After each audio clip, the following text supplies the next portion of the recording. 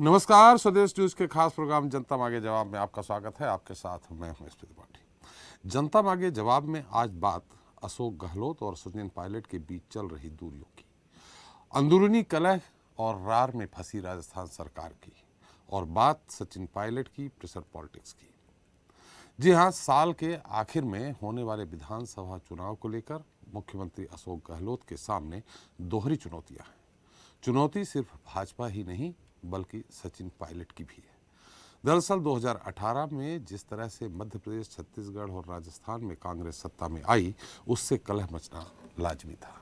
ढाई ढाई साल मुख्यमंत्री का जो फार्मूला कांग्रेस आला कमान ने अपनाया था, उसे पूरा ही नहीं किया जा सका और नतीजा बगावत के तौर पर सबके सामने है।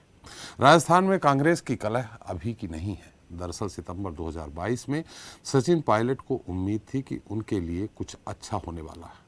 पार्टी का राष्ट्रीय नेतृत्व उन्हें बड़ा तोहफा देने वाला है, लेकिन ऐसा नहीं हुआ। उस वक्त गहलोत समर्थित विधायकों और मंत्रियों ने आला कमान के खिलाफ ही बगावत कर दी थी। इससे सचिन पायलट के सपने चकनाचूर हो गए और पायलट इंतजार करते रह गए। सचिन पायलट के समर्थक कई बार धमकियां दे चुके हैं कि पायलट को जल्द से जल्द मुख्यमंत्री बनाया जाए, वरना उनके सब्र का बांध टूट जाएगा। ऐसी धमकियां दिए हुए महीनों बीत गए हैं, लेकिन न तो पायलट का सब्र टूटा और न ही समर्थकों का। लेकिन एक बार फिर सचिन पायलट विधानसभा चुनाव से ठीक पहले सीएम अशोक गहलोत का खेल बिगाड़ने में लगे हैं। एक तरफ मुख्यमंत्री अशोक गहलोत पूर्व डिप्टी सीएम सचिन पायलट पर गाहे बगाहे निशाना साधते रहते हैं, तो वहीं सचिन पायलट अपनी ही सरकार को कटघरे में खड़ा कर रहे हैं। अब पार्टी हाईकमान भले ही कहते हो कि अशोक गहलोत और सचिन पायलट में कोई मनमुटाव नहीं है, दोनों मिलकर पार्टी को मजबूत करेंगे। लेकिन सवाल यही है कि क्या इस बार भी पायलट और गहलोत की जोड़ी सत्ता की सीढ़ी बनेगी? जनता मांगे जवाब में इसी मुद्दे पर चर्चा करेंगे, पायलट की प्रेशर पॉलिटिक्स में।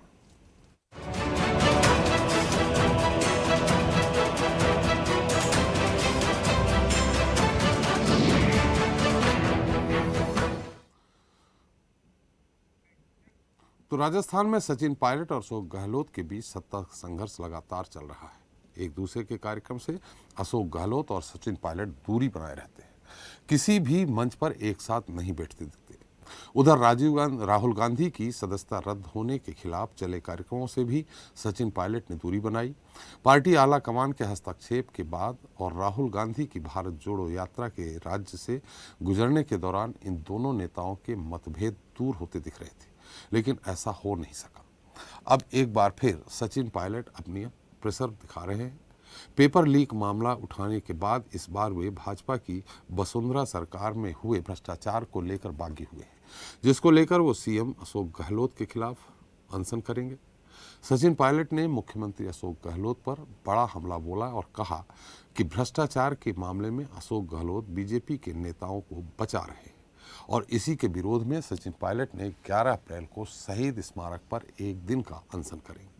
सचिन पायलट की माने तो यह अनशन उन कामों को लेकर होगा जो अब तक हमारी सरकार द्वारा नहीं हुए हैं। उन्होंने सीएम अशोक गहलोत पर बीजेपी के नेताओं को बचाने का आरोप लगाया है। पायलट का कहना है कि अशोक गहलोत पर पूर्व मुख्यमंत्री वसुंधरा राजे के बीच साठगांठ है।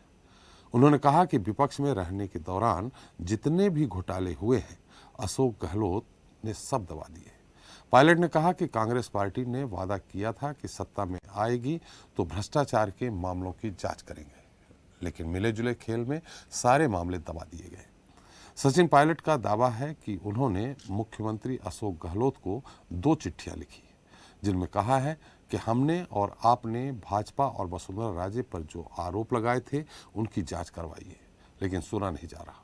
हालांकि सचिन पायलट अशोक गहलोत के आरोपों के वीडियो भी दिखा रहे हैं, जिसमें गहलोत ने वसुंधरा पर आरोप लगाए हैं थे।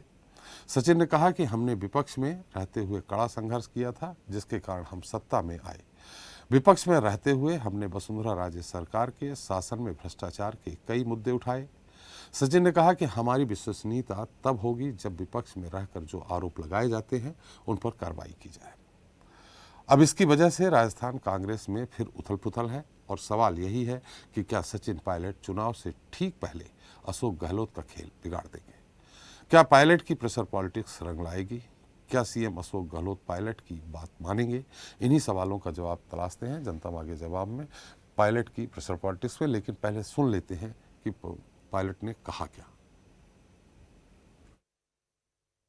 11 अप्रैल को महान समाज सुधारक, लगभग 200 साल पहले जन्मे ज्योतिबा फूले जी की जयंती है। इसलिए मैं 11 अप्रैल को राजस्थान में शहीद स्मारक के ऊपर एक दिन का अनशन करूंगा, इस बात को दोबारा रखने के लिए कि करप्शन को लेकर हमारी सरकार जो कहती है हम कर दिखाएंगे। और एक दिन का अनशन 11 अप्रैल को मैं रखूंगा शहीद स्मारक पर। इस बारे में मैंने जिला प्रशासन को सूचित कर दिया है। तो और इस मुद्दे पर चर्चा करने के हमारे साथ मौजूद हैं राजस्थान से वरिष्ठ भाजपा नेता हैं डॉक्टर चेतन राज पुरोहित जी हैं, कांग्रेस विधायक राम नारायण मीणा जी हैं। राजस्थान से हमारे साथ जुड़ेंगे वरिष्ठ पत्रकार शीश राम खासपुरिया जी, राजनीतिक विश्लेषक हमारे साथ डॉक्टर सत्यप्रकाश शर्मा जी हैं और स्वदेश न्यूज के managing editor RP Srivastava ji हैं। आप सभी का हमारे इस खास कार्यक्रम में बहुत बहुत स्वागत है। राम नारायण जी, मेरी आवाज़ आ रही है आपको? बिल्कुल आ रही है। सचिन जी की नहीं है, लेकिन क्या बोले वो? अच्छा सचिन जी ने ये कहा है कि हम जो पुरानी बातें हैं भ्रष्टाचार को खास कर लेकर के उस पर कार्रवाई की जाए, इसके लिए हम सरकार का ध्यान दिलवाने के लिए 11 तारीख को धरना देंगे, ये कहा उन्होंने।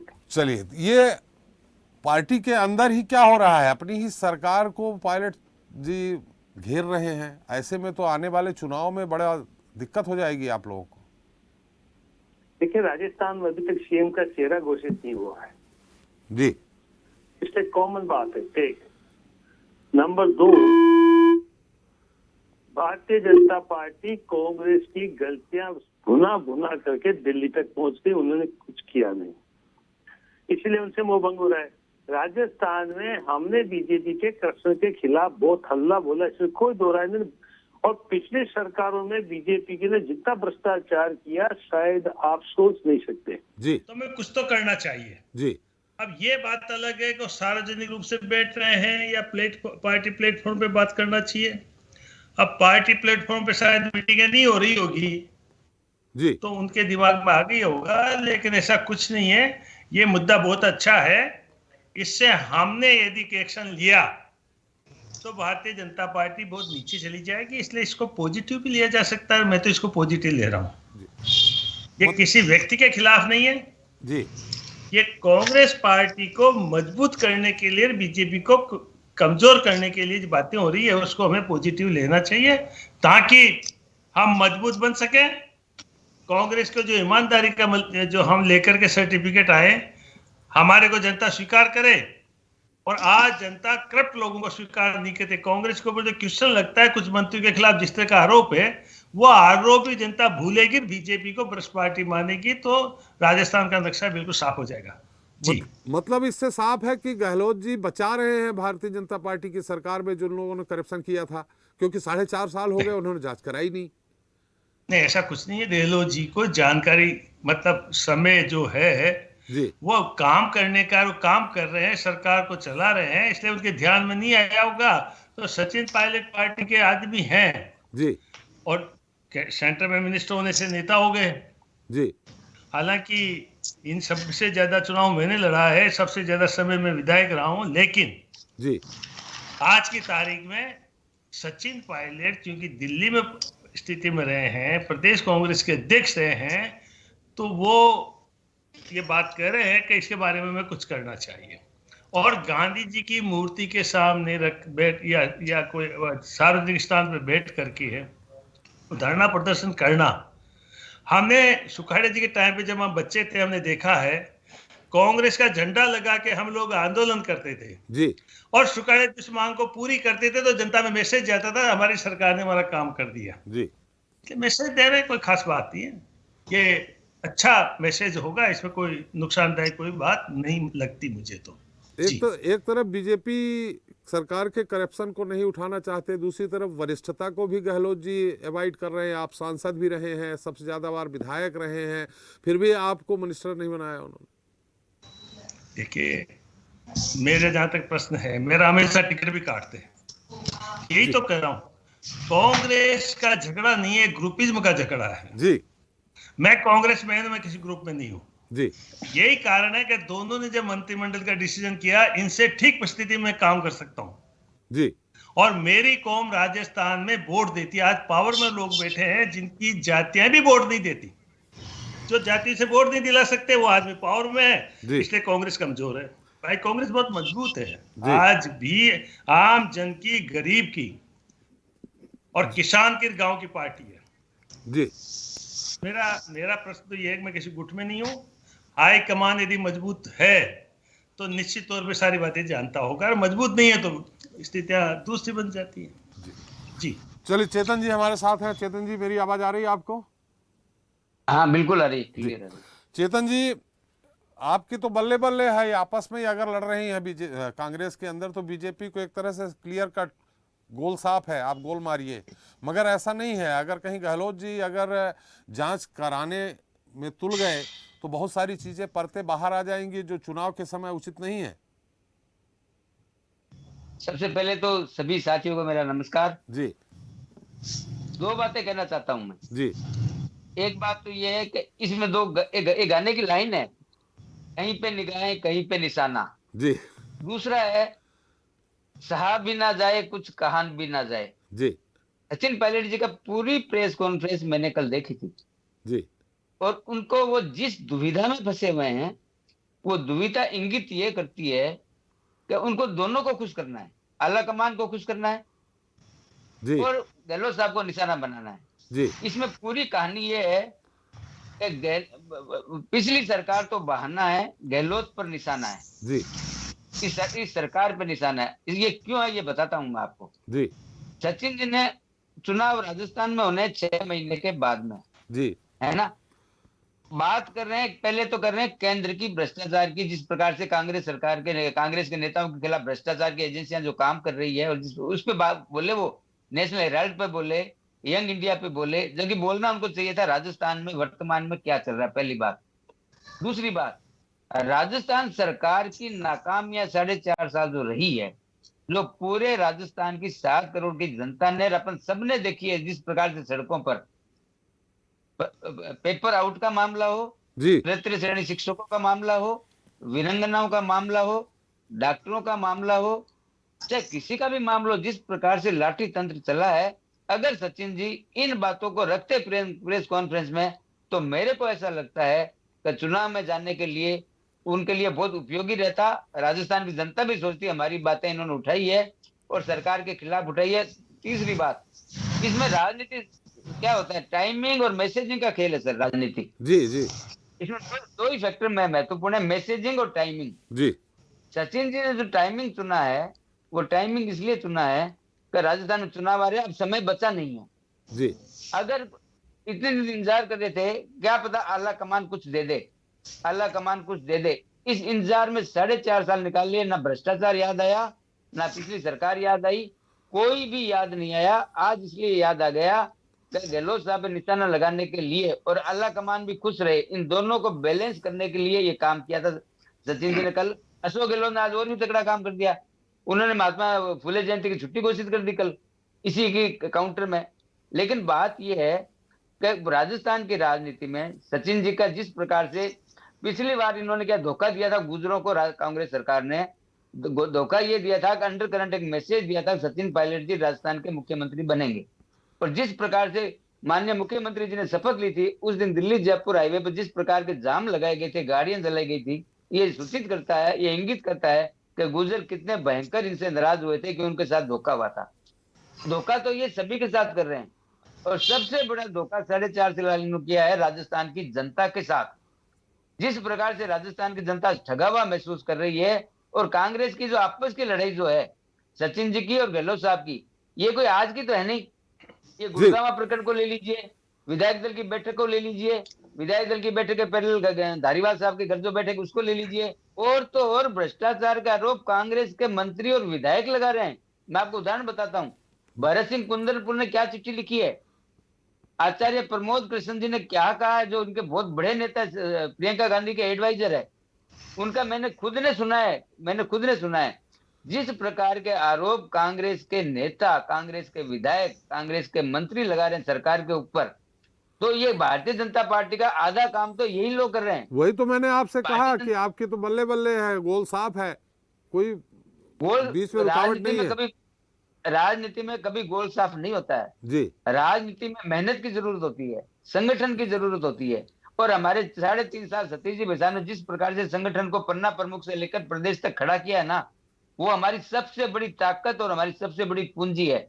पिछला चुनाव हम केवल मात्र 1,50,000 वोटे 200 विधानसभा क्षेत्र में मारे हैं। हमने उसका एनालिसिस किया था। उस एनालिसिस में हमारे पास हमने ये निकाला कि पर बूथ पर अगर 3 वोटों का डिफरेंस रहता तो आज सरकार हमारी नहीं जाती। इस प्रकार से जो विश्लेषण चल रहा है, जिस प्रकार से संगठन का काम चल रहा है, भारतीय जनता पार्टी का एक सूत्री कार्यक्रम है जनता के बीच में जाना।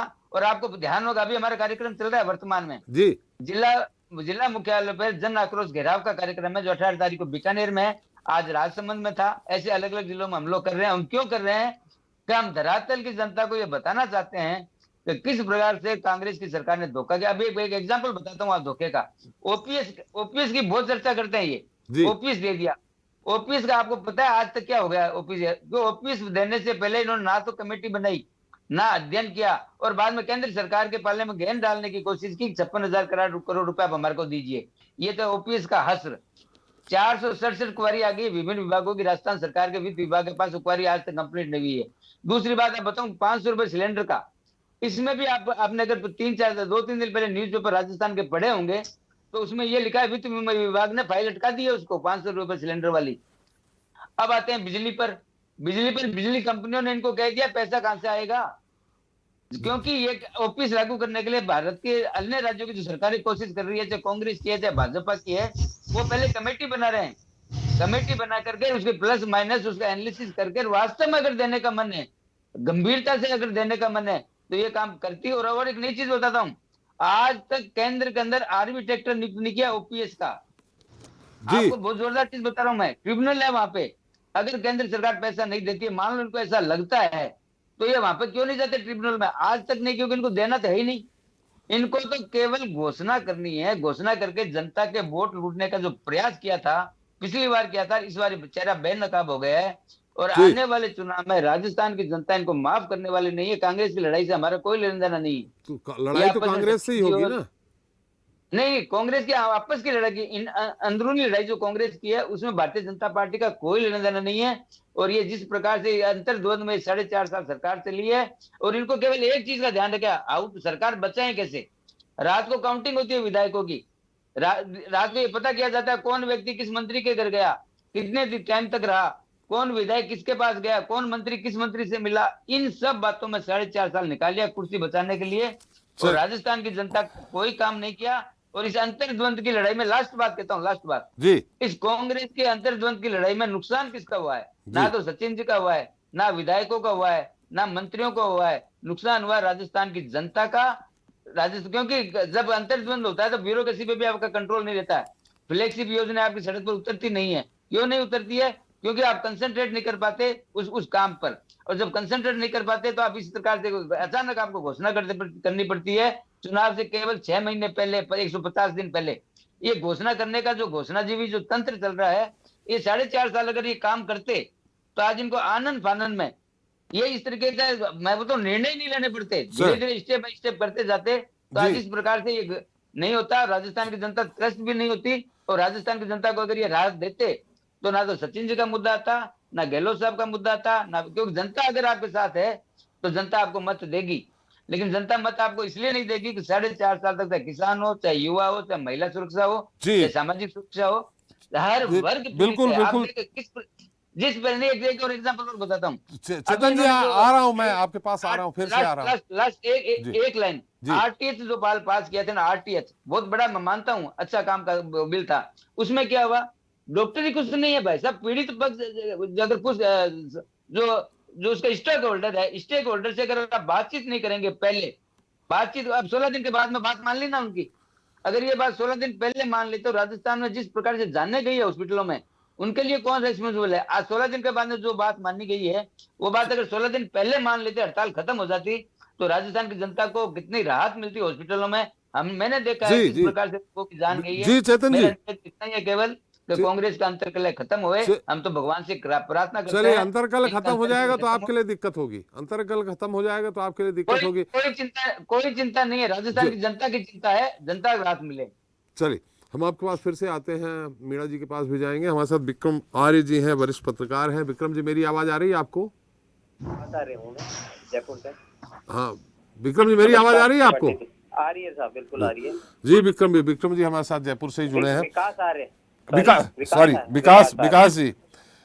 जी, जो भी चल रहा है, जैसा कि अभी बहुत चेतन जी ने कहा कि विकास इनकी आपस में जो लड़ाई है पायलट जी की, गहलोत जी की, वो विकास में बाधक है। अब विकास जी, हम आपसे जानना चाह रहे हैं कितनी बाधक हुई है विकास में, और इससे तो साफ साफ हम लोगों को जो दिख रहा है कि निश्चित तौर पे भारतीय जनता पार्टी को फायदा होना है।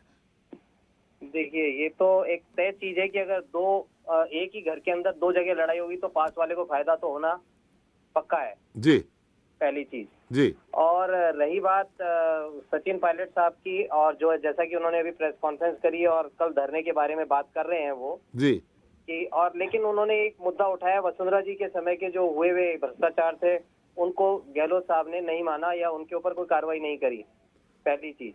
अब चूंकि ये काफी समय से ये विरोध अपनी पार्टी में भी दर्ज करा चुके हैं, लेकिन संगठन के हिसाब से ये लोग ये कमजोर पड़ते नजर आते हैं बार बार। हालांकि इनकी जो भीड़ है इनके पास, जो इनके सभाओं में भीड़ आ रही है, उससे ये लगता है कि ये बहुत लीड करते हैं हमेशा, एक बड़े मास को, युवाओं को आकर्षित कर रहे हैं। लेकिन आकर्षण से काम नहीं होता, बड़े लोगों का भी आवश्यक, यही पार्टी के साथ नुकसान हो रहा है कि केवल युवा तो लेके आ रहे हैं ये लोग, लेकिन एक जिसको कहा जाए जो रिस्पॉन्सिबल हो, जो जिसके बारे में जानकारी रखता हो, उसको भी अगर अपन साथ ले रहे हैं तो कोई बुराई नहीं है। अब इनकी क्या समस्या आ रही है, या तो आला कमान से कोई दिक्कत है इनको, या आला कमान को ये कन्विंस नहीं कर पा रहे कि मैं दोबारा पूरे पावर से कांग्रेस को ला पाऊंगा, ऐसा हो नहीं पा रहा है। और इसके लिए गहलोत साहब जो है वो बार बार भारी पड़ जाते हैं। तो उस राजनीतिक उहापोह के चक्कर में राजस्थान के अंदर जो जनता है उसके समस्या तो आती है, आएगी, और विपक्ष का आनंद ले रहा है इस चीज का। यहाँ पे भी कोई विपक्ष बहुत ज्यादा पावरफुल नहीं है जी, बस कमजोर पक्ष हो रहा है विपक्ष भी पावरफुल नहीं है। लेकिन विकास जी, पायलट जी अगर नाराज है, जैसा कि खुद चेतन जी ने कहा, गुर्जर वोट वहाँ बहुत है और पायलट जी के कारण गुर्जर वोट वहाँ मिलते हैं, तो गुर्जर वोट अगर नाराज होंगे तो कांग्रेस को कितना नुकसान होगा? 5 सीट 8 सीट अगर ऐसा कहते हैं तो जी, जैसा कि चेतन जी कह रहे हैं, हाँ, भाजपा प्रवक्ता, ऐसा तो 5 सीट 8 सीट अगर जातिगत ही चुनाव लड़ने हैं सबको कि गुर्जर वोट है तो पायलट को जिताओ, गुर्जर वोट नहीं है तो पायलट को हराओ, ये तरीका तो किसी भी चीज का नहीं है। ऐसे तो जाट 27% पड़े हैं वोट जी, तो उसके अंदर भी लीडरशिप आ सकती है। 27 विधायक हैं वहां पर यूपी भाजपा और कांग्रेस से। अभी उनकी जाट महाकुंभ हुआ था, उसके अंदर ये मुद्दा उठा था कि भाई जाट को मुख्यमंत्री बनाया जाए। तो ऐसे अगर जातिगत चीजें चलेंगी तो 36 कौमों को लेकर साथ चलने वाली दिक्कत आएगी। तो हमें तो एक सर्वमान्य लीडर चाहिए जो कि इस चीज को तय कर पाए कि हम उसकी लीडरशिप को मान रहे हैं जी। ये नहीं कि मैं गुर्जर हूं तो गुर्जर से नुकसान हो जाएगा, अगर ऐसे ही चलेगा तो वही है, फिर हम खंडित होते चले जाएंगे राजनीति में भी। मतलब गुर्जर की सिर्फ 7-8 सीटों पे है प्रभावी, और कितना प्रभाव कर लेंगे जी।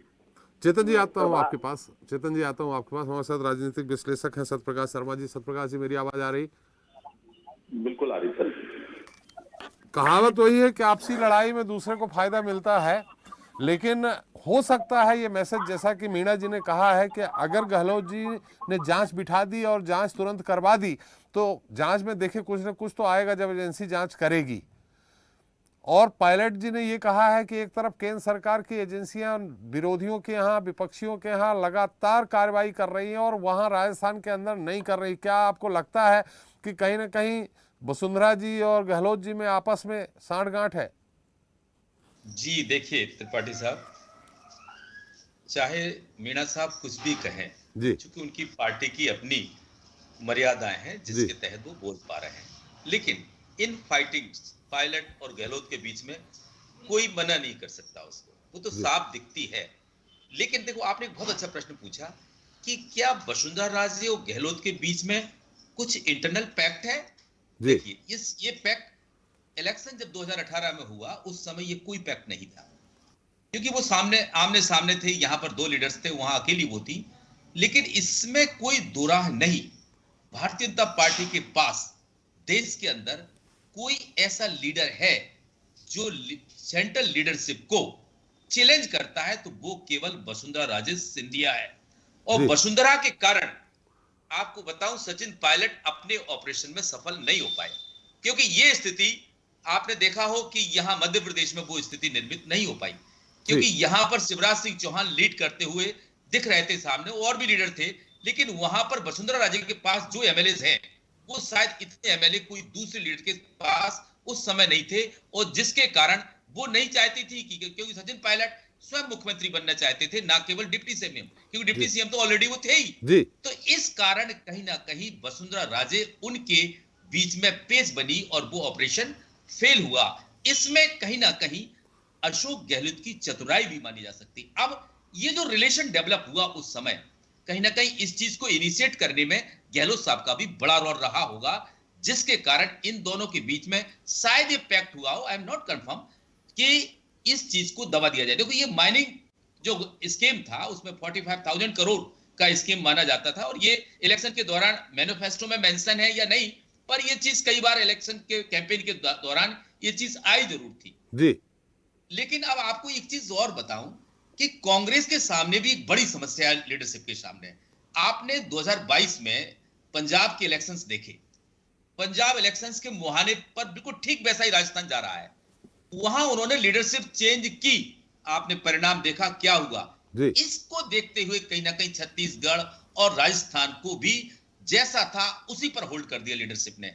अब ये बात भी सही है कि सचिन पायलट का ओवरऑल क्या दिखता है, वहां के जो दूसरे जर्नलिस्ट हैं वो इस चीज को कह रहे हैं कि वो कितनी सीट इफेक्ट कर सकते हैं, ये तो उनका कहना ठीक ही है, लेकिन साथ ही ये भी ठीक है कि जब सचिन पायलट बागी हुए उस समय वो जो फेल हुए, उसके कारण उनकी लीडरशिप जो राजस्थान में थी वो कहीं ना कहीं थोड़ी उसमें डिक्लाइन आया, और इसके अपोजिट अशोक गहलोत और ज्यादा उभर कर सामने आए, जिसके कारण पार्टी के अंदर आपने देखा होगा सुखजिंदर सिंह रंधावा जो रिसेंटली अभी न्यू वहां के इंचार्ज बने हैं, उन्होंने साफ कहा कि ही हैड मेट 2 टाइम्स, लेकिन एक बार भी उन्होंने इस चीज का जिक्र नहीं किया।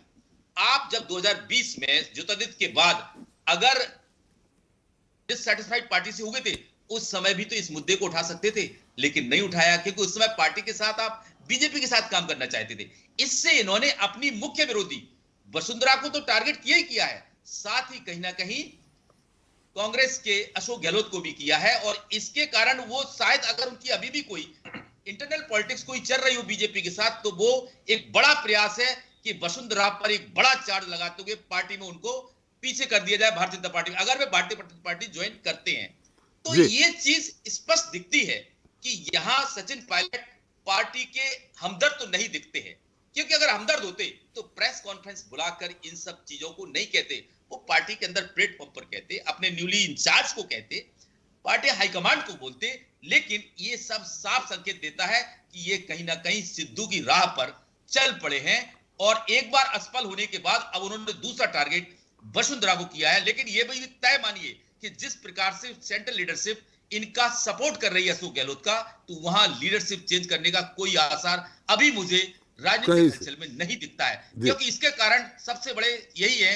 इसी कारण आपने देखा है कि वहां पर भी छत्तीसगढ़ में भी कोई ऐसी स्थिति नहीं है। देखिए, राइट टू हेल्थ का भी बात चला, भाजपा के लीडर ने बोला जी, ये देखिए आर्टिकल 47 डीपीएसपी ये बोलता है कि हर राज्य सरकार को लोगों की हेल्थ को सुधारने के लिए स्टेप लेने चाहिए, और वो स्टेप कहीं ना कहीं अशोक गहलोत ने एक मास्टर स्ट्रोक खेला, जैसे कि मध्य प्रदेश के मुख्यमंत्री शिवराज सिंह चौहान ने लाडली लक्ष्मी योजना लाकर चुनाव से पहले एक गेम चेंजर स्कीम लाया, ठीक उसी प्रकार लाडली बहना योजना। आप मान के चलिए, हाँ आप ये मान के चलिए कि अशोक गहलोत का ये मास्टर स्ट्रोक है। आप चूंकि आपके पास चश्मा बीजेपी का है तो आपको वही दिख रहा है, लेकिन पब्लिक का जो ओपिनियन आता है उससे हम लोग एनालाइज करते हैं, और उस ओपिनियन में वो एक ऐसा अधिकार दिया है जिसमें आदमी, क्योंकि स्वास्थ्य से बड़ी दुनिया की दूसरी चीज नहीं है, जब स्वस्थ होगा इंसान तभी उसकी सभी बेनिफिट स्कीम उसके काम आएंगी। तो ये स्टेप मुझे लगता है गहलोत की लीडरशिप को और आगे ले जा रहा है और जी। उसने कहीं ना कहीं उनको मजबूत किया है। इसी कारण सचिन पायलट ने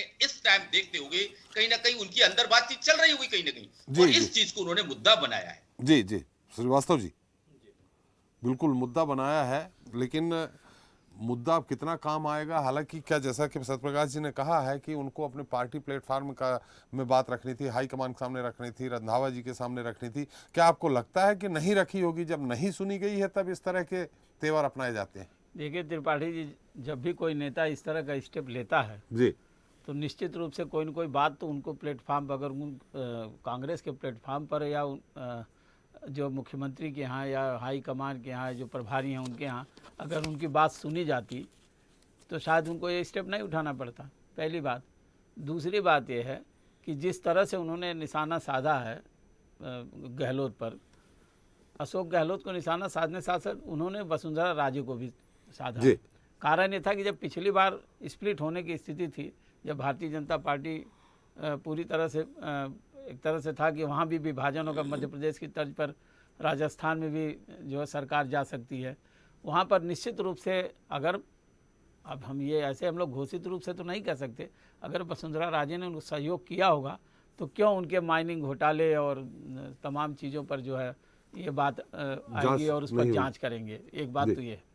दूसरी सबसे बड़ी बात है कि जो स्थितियां हैं, अब आप ये मान के चलिए भारतीय जनता पार्टी कितनी भी अच्छी मतलब इसका फ़ायदा उठाने की कोशिश करे, लेकिन वहाँ भी तो कई गुट हैं और कई तरह के लोग हैं, और जिसमें सबसे शक्तिशाली जो वसुंधरा राजे खुद हैं। और आपने देखा होगा कई बार वो सेंट्रल लीडरशिप को चैलेंज भी करती नज़र आती हैं। तो मेरा ये कहना है कि जो परिस्थितियां निर्मित हुई हैं वहाँ पर राजस्थान में, अगर पायलट इस तरह का काम कर रहे हैं, अनशन पर बैठना, देखिए उन्होंने अपने बयान में भी साफ साफ नहीं कहा कुछ भी जी। उन्होंने अपने बयान में सीधे जो है वसुंधरा राजे घेरने का काम किया है। ऐसा नहीं कहा कि हम जो है सरकार, ये बात अलग है कि सरकार के रहते हुए अपनी सरकार में धरने पर बैठते हैं तो बातें उनके विरुद्ध जाती हैं, लेकिन फिर भी ये मानना होगा कि वहाँ की जो स्थिति पिछले दिनों से चल रही है, अगर भारतीय जनता पार्टी उस समय वहाँ सरकार बना लेती पायलट के माध्यम से, तब तो पायलट प्रासंगिक थे। लेकिन आज की डेट में पायलट अगर भारतीय जनता पार्टी में जाना भी चाहें तो शायद वो नहीं स्वीकार करेंगे, क्योंकि अब चुनाव मोड में आ गई है व्यवस्था और वहाँ 6 महीने में चुनाव होने वाला है। तो मेरा ये कहना है कि जो परिस्थितियाँ बन रही हैं, एक तरह से ये जरूर है कि पायलट और गहलोत की आपसी खींचतान में कांग्रेस को हो सकता बड़ा नुकसान हो, नहीं हो तो छोटा। जैसे हमारे जो है विश्लेषक बता भी रहे थे कि मुश्किल से 6-7 सीटों पर जो है असर पड़ सकता गुर्जर वोट का। तो सवाल गुर्जर वोट का नहीं है। अभी इस दौरान जो है गहलोत ने बहुत सारी योजनाओं को घोषित किया है, और अभी एक देखिए कितनी बड़ी हड़ताल थी डॉक्टरों की जी, और देखा राइट टू हेल्थ का जो है फार्मूला लेकर के आए।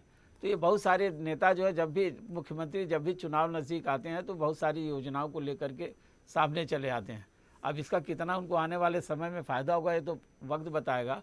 लेकिन एक चीज़ और है त्रिपाठी जी कि जिस तरह का वहाँ का मिजाज है राजस्थान का, एक बार भाजपा एक बार कांग्रेस, अब इस बार लगता है कि आम आदमी पार्टी भी आ सकती है।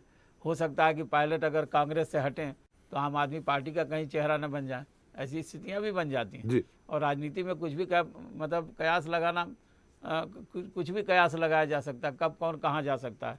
आज नेता अपनी सुविधा के आधार पर ही अलग अलग पार्टियों में चले जाते हैं, तो ये कह पाना बड़ा मुश्किल है। लेकिन फिलहाल जो आज जिस तरह के अनशन पर बैठने की तैयारी उनकी कल की है और उसी दिन जो है छुट्टी घोषित कर दिया, अवकाश घोषित कर दिया, तो राज्य सरकार ने एक चाल भी चल दी। और अभी मैं देख रहा था तो उसमें कोई नेता या कोई बड़ा कांग्रेस का नेता प्रभारी या कोई ऐसा नेता उनके अनशन में शामिल होने वाला नहीं है फिलहाल। जैसा उन्होंने कहा कि हमारे साथ नेता और विधायक और मंत्री नहीं रहेंगे। तो ये एक तरह से हो सकता है कि वो सांकेतिक रूप से एक जो है अपनी उपस्थिति दर्ज करा रहे हों और आला कमान के सामने फिर अपनी लीडरशिप को सामने लाने की कोशिश कर रहे हो। जी मीणा साहब, आप जाएंगे क्या? हालांकि पायलट जी ने इनवाइट नहीं किया है, लेकिन चूंकि आपने कहा कि एक अच्छा स्टेप है, इसको पॉजिटिव वे में लेना चाहिए, और अगर गहलोत जी ने जांच चालू करा दी तो ये कांग्रेस के लिए फायदेमंद होगा। आप जाएंगे क्या? और साथ में दूसरा सवाल ये है कि जिस तरह से चाहे हमारे वरिष्ठ पत्रकार हों, चाहे राजनीतिक विश्लेषक हों, चाहे managing editor RP. Srivastava ji हों, सब लोगों ने ये कहा कि इससे कहीं ना कहीं तो कांग्रेस को नुकसान हो रहा है। आप माने या न माने। लेकिन सबसे पहले सवाल कि क्या आप धरने पे जाएंगे? त्रिपाठी जी, मैं खेत पे हूँ जी और जब मुझे कोई काम नहीं दिया गया जी तो मैं खेत पे आ गया। जी जी इससे नीचे मुझे कोई भी पार्टी, कोई भी व्यक्ति, कोई भी शख्स नहीं ले जा सकता। जी जिस गांव में मैं पैदा हुआ, जी उस मेरी जन्मभूमि में अपने पुराने मकान से 3 किलोमीटर दूर खेत में मकान बना के रह रहा हूँ। जी क्या कोई है हिंदुस्तान में ऐसा व्यक्ति? क्या ऐसा व्यक्ति कोई हिंदुस्तान में जो रिजर्व क्लास में होते हुए भी 1 दर्जन चुनाव सामान्य सीटों पे लड़ा हो? जी तो ये जो धड़ेबंदी की राजनीति है, जी मैं कांग्रेस में हूँ और मुझे सचिन पायलट इसलिए लायक नहीं करेगा कि मैं कांग्रेस में हूँ, जी अशोक गहलोत इसलिए लायक नहीं करता कि मैं कांग्रेस में हूँ। अब कांग्रेस हाईकमान धड़ेबंदी वाले लोगों से क्यों बात करती है, मेरे समझ के बाहर है। फिलहाल मैं खेत में हूँ, जी कल मेरा सांगोद में प्रोग्राम है जी और वहाँ माड़ी समाज का बहुत बड़ा फंक्शन है, जी क्योंकि माड़ी में वोट देते नहीं राजस्थान में, और गुजर भी आप जानते हो सारी बात। जी अपर क्लासेज भी किसको वोट देते हैं आप जानते हो। राजस्थान में कांग्रेस को यदि बहुमत में कोई वोट देता है तो रामनारायण मीणा जिस कौम में पैदा हुआ वो देती है, जी और उसमें वैसे आदमी मंत्री बना रखे हैं जिनका समाज में असर नहीं है। तो भाई हमें मजबूत बनना है, इसलिए सब जातियों को जोड़ना है। मैं कांग्रेस को मजबूत बनाने के लिए उन सब जातियों के बीच में जा रहा हूं और मैं केवल कांग्रेस को मजबूत बनाने का काम कर रहा हूं। ये नेता लोग कुछ भी सोचें, इसलिए मैं कहीं किसी धड़े में कहीं जाने वाला न तो हूं न जाऊंगा। जी त्रिपाठी जी। जी चेतन जी ने कहा कि बिल्कुल 4.5 साल में पूरी तरह से जनता को त्रस्त कर दिया है गहलोत सरकार ने। किसी भी क्षेत्र पे कोई काम नहीं हुआ, उन्होंने बिंदुवार घुमाए भी। खासकर ओल्ड पेंशन स्कीम पे भी उन्होंने बात की कि आप घोषणा कर देते हैं लेकिन करते कुछ नहीं है। देखिए त्रिपाठी जी, जितना काम कुछ भी को हम धड़ेबंदी की बात करें, कुछ भी करें, राजस्थान में कांग्रेस सरकार ने जी सरकार ने जितने काम मंजूर है, फील्ड में जितने काम चल रहे हैं, न भूतो न भविष्यति, बीजेपी तो उसके आगे सुनने है। और ये सही है, राजस्थान की जनता कांग्रेस को लाना चाहती है। अब ये एक मुद्दा है कि बीजेपी में जो भ्रष्टाचार है जिसके खिलाफ बोल के हम आए शासन में, वो भ्रष्टाचार थोड़ा उजागर हो जाए, इसलिए मैं पायलट के लिए कह रहा हूँ कि वो मुद्दा जो है, मुद्दा उठा के रख रहा है, वो कोई गलती नहीं कर रहा, इसको धड़ेबंदी में नहीं लेना चाहिए। और इसको कांग्रेस हाईकमान यदि कहीं मजबूती में है तो उसको हम जैसे लोग से बात करके कल ही दोनों दिखने में लाइन पे आ जाएंगे। लेकिन कांग्रेस हाईकमान कांग्रेस से बात करे, बिल्कुल ईमानदार कांग्रेस से बात करे, पुराने कांग्रेस से बात करे, और उन कांग्रेस से बात करे जिनका सम्मान आम जनता करती है, आम गरीब करता है, जो कांग्रेस से मतदाता है। आप मुझे बता दो, जो भी पावर में है जी, एक कौम का मैं उदाहरण देता हूँ आज कांग्रेस में जी, एक कौम के 3 एमएलए, तीनों मंत्री हैं, मात्र 3 हैं जी, चौथा दूसरी पार्टी से है, वो भी मंत्री है, एक दिल्ली आ गया, वो भी कैबिनेट मिनिस्टर है।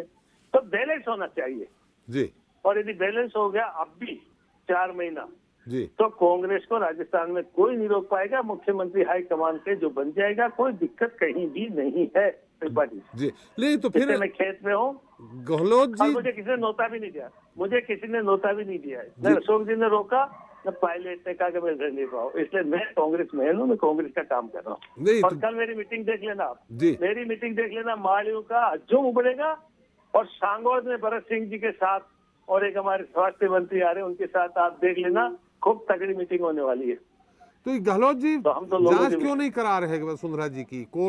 कोल खनन घोटाला है, बहुत सारे हैं, जांच क्यों नहीं करा रहे? मतलब कहीं ना कहीं जब विद्रोह किया था पायलट जी ने तो वसुंधरा जी ने इनका साथ दिया था, इसलिए इंटरनल कहीं ना कहीं एक दूसरे के प्रति लगाव हो गया।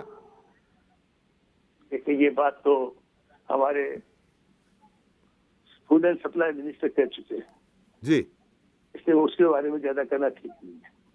लेकिन मैं वसुंधरा जी की बात नहीं करता, वसुंधरा जी चित्र से नहीं रहे, मेरी पड़ोसन है, पड़ोसी के बारे में ज्यादा नहीं बोलना चाहिए। लेकिन बीजेपी का ओवरऑल जो शासन रहा, उसके मंत्री के जो हालात रहे, आप एक छाना उठाओगे और सैकड़ों दीमक आपको नजर आएगी। इतना करप्शन बीजेपी ने किया है, इसलिए हम तो खुश है कि भारतीय जनता पार्टी के करप्शन की दास्तान सामने आनी चाहिए, क्योंकि भारतीय जनता पार्टी की सेंट्रल गवर्नमेंट हमें छोड़ नहीं रही है जी हमारे नेताओं को क्रश कर रही है जी और जिनके खिलाफ आंदोलन करते हैं उनका हम कुछ नहीं बिगाड़ पा रहे हैं जबकि वो बेईमान है भ्रष्ट है।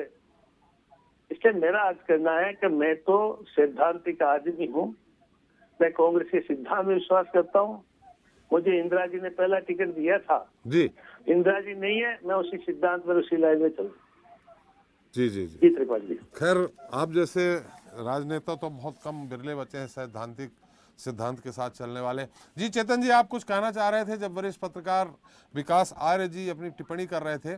चेतन जी, लेकिन आपसे ही जान लेते हैं कि ऐसा क्या घुट्टी पिलाई है, क्या जादू किया है जादूगर पे वसुंधरा जी ने कि वो उनकी जांच ही नहीं करा रहे हैं, जबकि जांच करा लेनी चाहिए।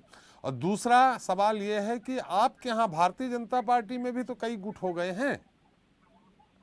अरे दिनेश, वो तो आज नहीं रही हो, वो बुला। चेतन जी, मेरी आवाज आ रही है आपको? हाँ बिल्कुल आ रही है, क्लियर आ रही है जी, बिल्कुल। मेरे सवाल का उत्तर देंगे? हाँ बिल्कुल दूंगा। जी। मैं आदरणीय रामनारायण जी का बहुत सम्मान करता हूँ, वरिष्ठ नेता है और जमीन से जुड़े हुए नेता बने। सही कह रहे थे, बहुत बार जनरल सीटों पे इलेक्शन जीते हैं और आज ये मंत्री नहीं है जी, काम में अपने खेत पे बैठे हैं। ये तो एक उदाहरण। दूसरी बात करना चाहता हूँ, एक पत्रकार महोदय ने कहा था आरटीएच के बारे में। भारतीय जनता पार्टी ने आरटीएच का विरोध नहीं किया था पत्रकार महोदय। हमने केवल ये निवेदन किया है कि अगर इनका अध्ययन कर लेते ना तो डॉक्टर स्ट्राइक नहीं करते, बस इतना निवेदन था। डॉक्टर स्ट्राइक नहीं करते, डॉक्टर स्ट्राइक 16 दिन तक की ना, उसका नुकसान राजस्थान की जनता को ही तो हुआ है, आप किसको नेताओं को थोड़ी हुआ है। मैंने ये निवेदन किया। दूसरी बात आता हूँ, अभी किसी मित्र ने कहा था गुजरों की बारे में, भारतीय जनता पार्टी कभी जाति की राजनीति नहीं करती है। पूर्वी राजस्थान में कितनी सीटें गुजर प्रभावित है ये हमें पता है, लेकिन हमें उससे कोई लेना देना नहीं है कि हमारे जाति बेस पे हम लोग काम भी नहीं करते हैं। लेकिन मैंने ये कहा था कि गुजर समाज को जिस प्रकार से अंडर करंट ये मैसेजिंग दिया गया था कि आपका सीएम बन रहा है, उस कारण से भारतीय जनता पार्टी को हमें बहुत नुकसान भी उठाना पड़ा था पूर्वी राजस्थान के अंदर पिछले 2018 के चुनाव में। मेरा ये निवेदन है, नुकसान फायदे का कोई बात नहीं है, धोखा नहीं देना चाहिए किसी भी समाज को, जातिगत राजनीति नहीं करनी चाहिए। अब मैं आता हूँ इस पूरे एपिसोड में वसुंधरा जी के बारे में पूछा आपने। मैं तो एक बात जानता हूँ, 4.5 साल से कांग्रेस की सरकार है, किसने रोका था इनको जांच रोक करने के लिए? ये प्रकरण तो 2020 में मान लो, सचिन पायलट जी का प्रकरण तो 2020 में मान लो जी, उससे पहले भी तो समय मिला था। किसने इनके हाथ पकड़े थे कि आप जांच मत करो? किसने इनको रोका था? क्योंकि है ही नहीं, केवल जनता के अंदर बोलना है, इसके अलावा कुछ करना नहीं है। तो ये अलग मैटर है, इसमें ज्यादा गहराई में मैं नहीं जाना चाहता। मैं केवल इस बात को जानता हूं कि कांग्रेस की जो अंतर्द्वंद की जो लड़ाई है, इससे राजस्थान की जनता जिस प्रकार से पीड़ित हो रही है, ये नहीं होना चाहिए। राजस्थान की जनता को राहत प्रदान करने के लिए सारे लोग एक मंच पर एक साथ आकर के काम करें। इस लड़ाई के कारण से किसी का, मैं बार बार कह रहा हूं, कभी प्रताप सिंह जी बोल रहे हैं, कभी मुकेश भाकर बोल रहा है, कभी भरत सिंह कुंदरपुर बोल रहे हैं। इवन एक मंत्री ने यह कहा कांग्रेस के फॉर्च्यूनर में आने लायक विधायक नहीं आएंगे इस चुनाव में। ये कोई भारतीय जनता पार्टी ने नहीं कहा है, ये कांग्रेस के सरकार के एक मंत्री ने कहा है कि फॉर्च्यूनर में बैठने लायक विधायक नहीं आएंगे इस चुनाव में आपके। ये सारे लोग क्यों बोल रहे हैं? पहली बात। दूसरी बात, अब इनके झगड़ा चल रहा है टिकट का जी। अब टिकट का झगड़ा इसलिए चल रहा है कि इनको पता है कि अब चुनावी सीजन आ गया है, और अगर पावर नहीं आया तो टिकट वितरण में पीछे रह जाएंगे, और टिकट वितरण में अगर पीछे रह गए तो राजनीति में बहुत ज्यादा पीछे चले जाएंगे। इसलिए अब इनको सारे मुद्दे याद आ रहे हैं, सभी को आ रहे हैं, क्योंकि जनता के बीच में जाने के लिए आपको काम चेतन जी गुटबाजी तो आपके यहाँ भी है? नहीं, कोई गुटबाजी नहीं है भारतीय जनता पार्टी में। भारतीय जनता पार्टी का मैं आपको एक एग्जाम्पल बताता हूँ आपको। एग्जाम्पल, भारतीय जनता पार्टी में प्रदेश अध्यक्ष चेंज हुए हमारे जी, उनका कार्यकाल सतीश जी साहब का खत्म हो गया। कार्यकाल खत्म होने के बाद में उनको बदला गया। आपने कहीं सुना टीवी के ऊपर या कहीं मीडिया में कि भारतीय जनता पार्टी के एक ही कार्यकर्ता ने विरोध किया हो?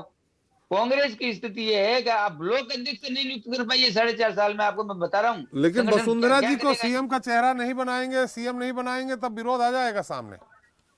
सीएम का चेहरा तय करने का काम मेरा नहीं है। मैं एक सामान्य कार्यकर्ता हूँ पार्टी का, और सामान्य कार्यकर्ता होने के नाते मैं इस विषय पे ज्यादा बोलता भी नहीं हूँ। मेरा काम यह है कि पार्टी की रीति नीति को जनता तक, ग्राउंड लेवल तक पहुंचाना, और सरकार की नाकामियों को जनता तक पहुंचाना। और भारतीय जनता पार्टी ने क्या किया है, केंद्र में क्या किया है, मोदी जी ने क्या क्या काम किए हैं, उन कामों को हम जनता के बीच में ले जा रहे हैं और जनता के बीच में ले जाके हम बता रहे हैं। तो दोनों की तुलना कर लीजिए आप, जिस प्रकार का इंफ्रास्ट्रक्चर राजस्थान में डेवलप हुआ है केंद्र के माध्यम से, चाहे NH हो, चाहे कोई भी काम, चाहे मुद्रा योजना हो, चाहे उज्ज्वला योजना हो, चाहे प्रधानमंत्री आवास योजना हो, चाहे किसानों के लिए 6,000 रुपए का समर्पण किसान सम्मान निधि हो, इन सब बातों को लेकर के हम जमीनी स्तर पे, ग्राउंड लेवल पे जा रहे हैं। और हमारा काम क्या है? हमारा काम यही है। हमारा काम ये नहीं है किसी की बुराई करना, किसी के बारे में गलत बोलना। हमारा काम एक ही है कि केंद्र सरकार की योजना को ग्राउंड लेवल तक ले जाना, जिनसे लोगों को राहत मिली है। और 4.5 साल में कांग्रेस सरकार ने जो नहीं किया है, उनकी चीजों को हम जनता तक लेके जा रहे हैं और उसमें हम सफल हो रहे हैं। और हमारी ताकत क्या है? हमारी ताकत यही है, संगठन ही हमारी ताकत है। पन्ना प्रमुख प्रदेश तक असली ताकत कांग्रेस भी मानती है। हमारे कांग्रेस के कई मित्र मिलते हैं ऑफ द रिकॉर्ड। चलिए, संगठन रूप में तो भाजपा जरूर अच्छा काम करती है संगठनात्मक रूप में, लेकिन गुटबाजी बीजेपी में भी है कि नहीं है? विकास जी, मैं आपसे जानना चाह रहा हूँ, विकास जी, बीजेपी में भी है गुटबाजी? क्यों नहीं है साहब? जो व्यक्ति प्रदेशाध्यक्ष हो, अगर उसको उपनेता बनाया जाता है तो उसको खुद को लगेगा नहीं कि क्या कर दिया मेरे साथ जी। तो ये अगर ये कह रहे हो गुटबाजी का, तो ये पार्ट है ही है। अब लेकिन चूंकि राजेंद्र राठौड़ सीनियर हैं जी, मंत्री भी रहे हैं, तो उनको प्रतिपक्ष का नेता बनाया, उपनेता। ये तो केवल जातिगत समीकरणों को सेट करने की व्यवस्था है, पार्टी में भी चल रही है। ये तो हर जगह एक पार्ट ऑफ गेम है ही। लेकिन जनता हमेशा ठगी की ठगी है, चाहे कांग्रेस हो चाहे बीजेपी हो जी। आप केवल अपनी संगठनात्मक लड़ाइयों के बीच में जनता को पीस देते हैं, ना उनके हितों के बारे में कोई ध्यान रखता है, ना कोई पार्टी जी। तो उससे अल्टीमेटली तो जनता ठगी भी है। आप कहते हो कि हमने ये सुविधा दे दी, वो सुविधा की मॉनिटरिंग की जगह आदमी अपने संस्थाएं अपने उसमें लड़ने में उलझ जाती हैं। तो जनता को कहाँ रिलीफ मिलेगा, उस पर सब पार्टियों को सोचना चाहिए और सबको एक जाजम पे आके इस तरह से सोचना भी चाहिए कि जनता जाए तो कहाँ जाए। ना रोजगार की दिक्कत आ रही है, पानी है, शिक्षा है, स्वास्थ्य है, ये ऐसी समस्याएं जिन पर जूझना पड़ेगा सरकारों को। विपक्ष होने के नाते उनको भी ये बोलना चाहिए कि ये गलती हुई भी है, इसका सुधार करो। उस पर नहीं होती बात, हमेशा अपनी तो राजनीति तो सत्ता में आने के लिए होती है, लेकिन क्या आपको क्या लगता है इस बार भी वसुंधरा जी की ही ज्यादा चलेगी टिकट वितरण में बीजेपी में? देखिए साहब, ये संगठनात्मक, क्योंकि पावरफुल बीजेपी केंद्र में है, तो ये तो जरूरी नहीं है कि वसुंधरा जी की चल पाए, क्योंकि ये, लेकिन हाँ, वो बहुत पावरफुल लीडर है और पूरे राजस्थान की सर्वमान्य नेता तो है ही है। ये एकदम उनको नकारा भी नहीं जा सकता। नकारते हैं तो पार्टी नुकसान खाएगी जी। नकारना भी उनके लिए हित में नहीं है, लेकिन हालांकि यही है कि जब जिसकी रेल चल रही है और बैठ जाओ तो ठीक है। चलिए, सत्यप्रकाश जी जी बोलिए विकास जी। नहीं ठीक है, मैं सहमत हूँ। बाकी दोनों वक्ताओं से अपने अपने पक्ष को उन्होंने रखा, चाहे कांग्रेस हो चाहे बीजेपी हो, सब अपने पक्ष रखते ही हैं जी। लेकिन यही है कि संगठनात्मक रूप से अगर कोई सुदृढ़ है, उसका मतलब ये नहीं है कि वो केवल सारे काम अच्छा कर पाएगा। वो जरूर है कि वोट को लाने में, उसको रिसीव करने में, ये तो अच्छा ही बात है, लेकिन केवल संगठन ताकत के माध्यम से, संगठन की ताकत के माध्यम से वोट को तब्दील तो कर लेते हैं, लेकिन काम तो करना ही पड़ेगा उनको भी। बिल्कुल सही कहा। सत्यप्रकाश जी, आपकी टिप्पणी चाहेंगे इस पूरे मुद्दे पे? अभी तो सामान्य यही दिख रहा है। मैं आपसे निवेदन चाहूंगा कि मैं थोड़ा सा निकलना चाह रहा था। जी, शुक्रिया आपका, आप हमारे साथ जुड़े और अपना अमूल्य समय दिया। जी सत्यप्रकाश जी। देखिए, आरटीएस की अभी जो बात हुई, इसमें थोड़ा सा मैं एक चीज जाऊंगा जी। आरटी, राइट टू एजुकेशन जी, इसने पब्लिक स्कूल में भी गरीब बच्चों को एडमिशन दिलवाया है। तो ये जब किसी के बिजनेस पर हथौड़ा पड़ेगा तो निश्चित रूप से वो तो हड़ताल करेंगे, उसके लिए कुछ भी स्ट्रेटजी बना लीजिए आप, लेकिन उनको करना पड़ेगा क्योंकि ये अधिकार है आदमी का जी। अच्छा स्टेप है। अब देखिए महत्वपूर्ण चीज देखिए, कांग्रेस की वीकनेस देखिए आप इसमें। कोई भी लीडरशिप है अपने डिसगस्टेड लीडर्स को, नाराज लोगों को मनाने की कुछ ना कुछ स्ट्रैटेजी तो अपनाती है। कांग्रेस की लीडरशिप का देखिए यहां पर कमजोरी देखें कि आपको 2 साल से ऊपर हो चुके हैं जब पायलट पार्टी से नाराज होकर चले गए, उनको मनाया गया या वो फेल हो गए, इसलिए मनने के बाद पार्टी में आ गए। आपने उस व्यक्ति के लिए इतने लंबे समय बाद भी क्यों नहीं एडजस्ट किया? भले ही आप स्टेट पॉलिटिक्स में नहीं कर पा रहे थे तो सेंट्रल में लाते। कम से कम ये जो स्थिति निर्मित हो रही, देखिए कुछ भी कहा जाए, अगर पायलट कुछ बड़ा झटका कांग्रेस को राजस्थान में देते हैं तो ये आप मान के चलिए कि राजस्थान में कांग्रेस के लिए एक बड़ी परेशानी आगामी चुनाव में खड़ी हो जाएगी जी। और ये अक्सर देखा भी जाता है। लेकिन मैं फिर कहूंगा कि कांग्रेस लीडरशिप की यहाँ कमजोरी साफ नजर आती है, जिसके पीछे कहीं ना कहीं बड़ा कारण ये जो ग्रुपिज्म है, फैक्शनलिज्म है, ये एक बड़ा कारण कांग्रेस में तो है ही, साथ ही भाजपा में भी पनप रहा है। और जैसा कि मीणा साहब ने कहा, देखिए मीणा साहब की मैं वाकई बहुत रेस्पेक्ट करता हूं कि आज ऐसे लीडर्स की कमी है जी। जो आज भी अपनी पार्टी की मेन आइडियोलॉजी के साथ जुड़े हैं। वो कहते हैं कि मैं कांग्रेस का हूं, मैं किसी भी ग्रुप का नहीं, ना इधर पायलट के साथ हूं और नॉर उनके साथ हूं। तो ये एक बड़ी चीज है, ऐसी लीडरशिप जब किसी पार्टी पर होती है तो वो ताकतवर होती है।